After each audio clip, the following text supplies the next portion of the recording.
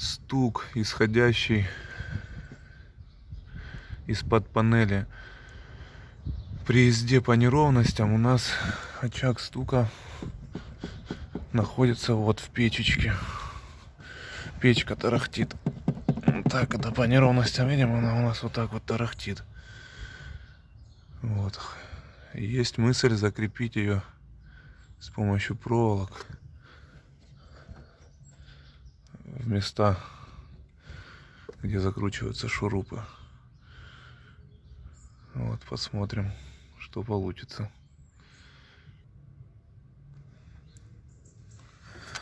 Вот мы сделали вот такую вот конструкцию. Так, проволочками стянули шланги. Все. Ничего не стучит больше и не будет стучать. И в принципе нет необходимости разбирать все это дело и менять